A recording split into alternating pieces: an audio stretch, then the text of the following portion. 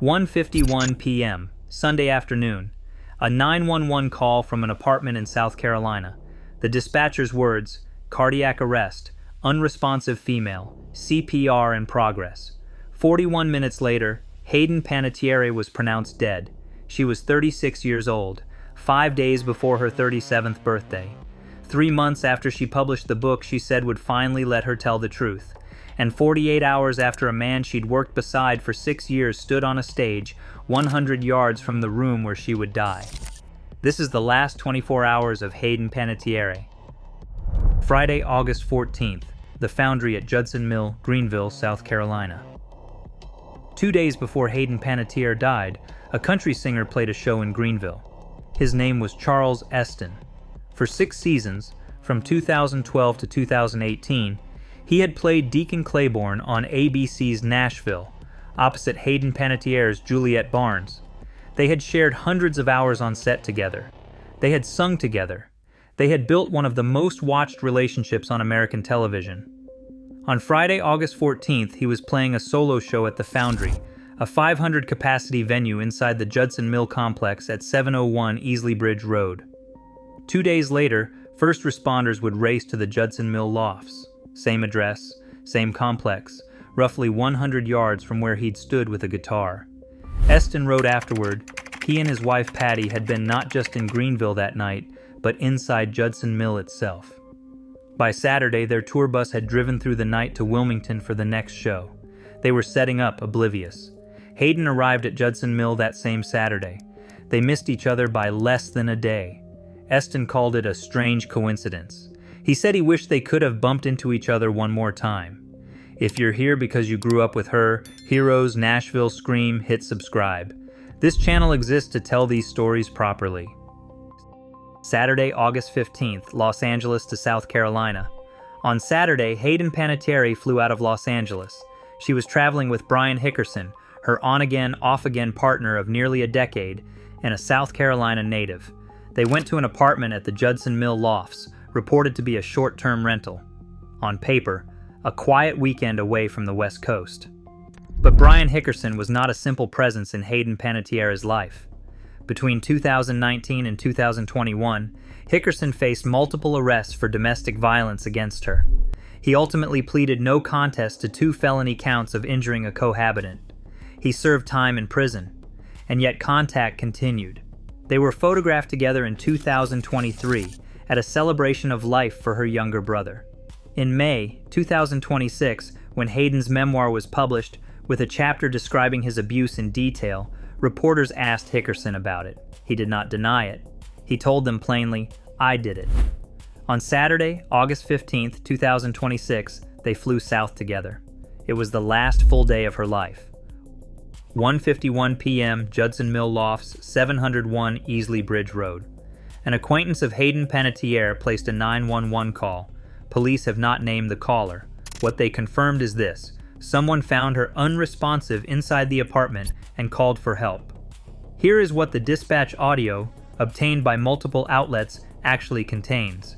Responders can be heard reporting an unresponsive female. Cardiac arrest. CPR already in progress before EMS arrived. And one more word. In the radio traffic between dispatch and responding units, officials can be heard discussing a possible overdose. That word needs context, and this is the part most coverage got wrong. A reference to overdose in dispatch radio traffic is not a cause of death. It is not a toxicology report. It is not a coroner's finding. Dispatch audio reflects what responders are told, or what they suspect, in the first chaotic minutes of an emergency. It is a working assumption, transmitted at speed, to help arriving medics prepare. It is frequently wrong. As of this video, the Greenville County coroner has not released an official cause of death. The autopsy was completed on August 17th. It found no signs of trauma. The cause and manner of death remain, pending further investigation and additional studies. Toxicology results typically take weeks. 1:51 p.m. to 2:32 p.m., 41 minutes. Officers and EMS personnel arrived within minutes. They administered advanced cardiac life support, the full protocol. Medication, chest compressions, breathing assistance, heart rhythm monitoring, everything used on a patient who still has a chance. They worked on her at the scene for the better part of 40 minutes. At 2:32 p.m., Hayden Panettiere was pronounced dead. Greenville police stated their preliminary investigation found no signs of foul play or suspicious circumstances. The case remains open, jointly with the coroner's office. She had been in South Carolina for less than 24 hours. The news broke Sunday evening. Her father, Skip Panettiere, released a statement. "It is with profound sadness that we share the tragic passing of our beloved Hayden. She was an incredible light and a force of nature who brought immeasurable love and joy to all who knew her and to the millions who watched her on screen." Actress Selma Blair went to Hayden's most recent Instagram post and left a comment that stopped people cold. "I love you. Don't be gone. Don't be gone." Viola Davis wrote, "I wish the world had more time with you." Her Nashville co-star Bethany Joy Lenz described what it was like to walk onto that set as a newcomer and be made to feel like she belonged by Hayden immediately without being asked to. Outside the Judson Mill lofts in Greenville, strangers began leaving flowers on the pavement. Most of them had never met her. They had just grown up with her. If this is hitting you the way it hit them, leave a comment with the role you remember her in. We read them. That's how these stories stay alive. Hayden Leslie Panettiere was born on August 21, 1989, in Palisades, New York. Her mother, Leslie Vogel, was a former soap opera actress. Her father, Skip, was a fire captain. She started working at 11 months old. Before she could form a sentence, she was on camera. She wrote about it in her memoir. "I started baby modeling at 8 months old. I did my first commercial at 11 months old." She did not write it as a complaint. She wrote it as an explanation for how a person can grow up unable to distinguish between being wanted, being watched, and being loved. The credits accumulated the way only a child performer's can. Soap operas at 4, Guiding Light, One Life to Live. At 9, she voiced Dot in Pixar's A Bug's Life. At 10, she was Cheryl Yost in Remember the Titans, the football-obsessed coach's daughter, the role she later said felt closest to who she actually was. She was, by every account, extraordinarily good at it. She was also a child, in an industry built entirely for adults, with no mechanism for asking whether she wanted any of it. In 2006, she was cast as Claire Bennett in NBC's Heroes. Claire was a cheerleader with one power. She could not be permanently hurt. Bones healed, burns vanished. Whatever was done to her, she got back up. "Save the cheerleader, save the world" became one of the most repeated lines on television that year. Hayden Panettiere was 16. Behind the invincibility, something else was happening. In her memoir and in interviews, she described the pressure to be the character as much as play her, the good girl, the indestructible one, and the machinery that came with it, the scrutiny of her body, the management of her image, the requirement to perform herself constantly. She began drinking as a teenager, occasionally using opioids. "As I got older," she later said, "the drugs and alcohol became something I almost couldn't live without." On television, the cheerleader saved the world every week. Off-screen, nobody was saving her. In 2012, she was cast as Juliet Barnes in ABC's Nashville.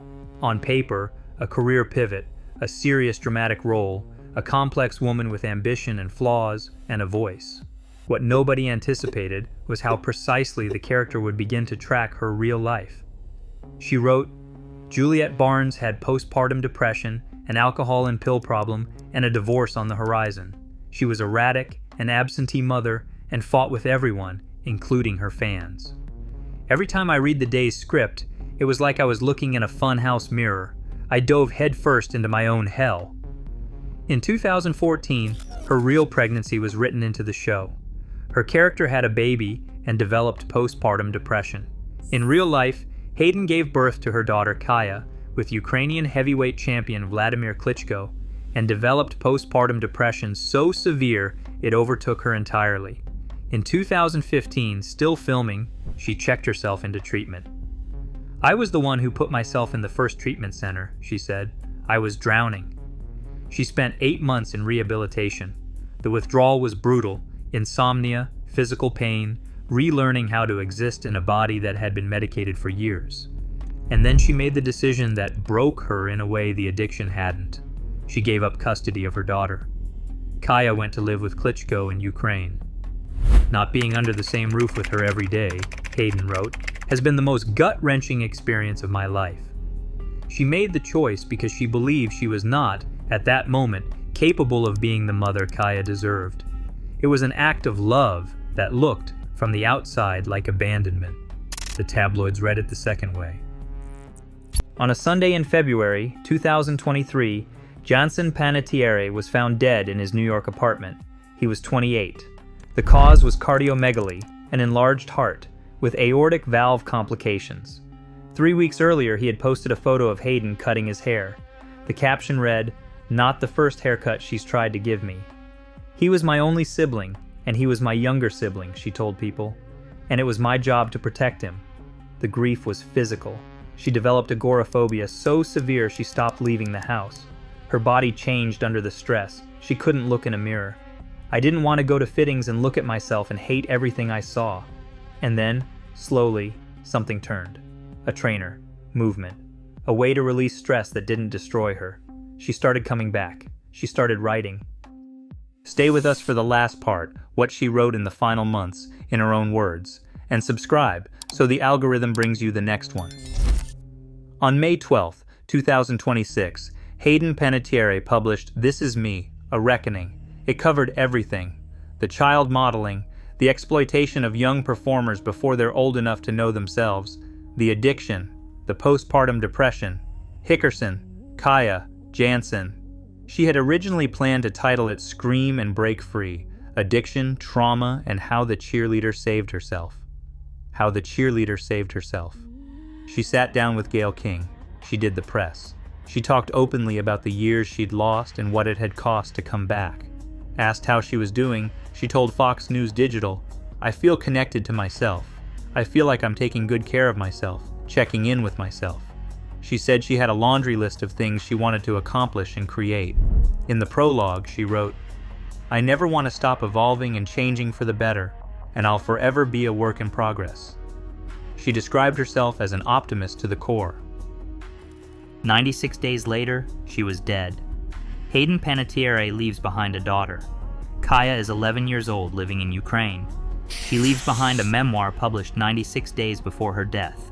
Not a headline, not a court document, not a tabloid photograph. Her own account, in her own words, released while she was alive to defend it. She leaves behind Claire Bennett, the cheerleader who could not be permanently harmed, the girl who always got back up. It was fiction. It was also, in a way nobody intended, the most accurate thing ever written about her. Because she did get back up. From addiction, from abuse, from grief that made her unable to look at her own reflection, again and again and again. Until a Sunday afternoon in South Carolina, in a converted textile mill, 100 yards from a stage where an old colleague had played 2 nights before. The cause of death has not been confirmed. The investigation is ongoing. Toxicology will take weeks. What is confirmed is how she spent her final months, telling the truth about herself out loud, on purpose, after 20 years of other people telling it for her. She would have turned 37 on Friday. She never got to finish the list. There will be a coroner's report. There will be a toxicology result. There will be, eventually, an official sentence explaining how Hayden Panettiere died. It will not explain who she was, that she already did herself 3 months early, as if she somehow knew she needed to. If this story stayed with you, subscribe to Focus Flashback. These are the lives behind the headlines, the full stories, told properly, not in a push notification. And tell us in the comments, what do you want the world to remember about Hayden Panettiere? Not the investigation, not the tabloids, her. Because when legends fade, their stories deserve to shine brighter than ever.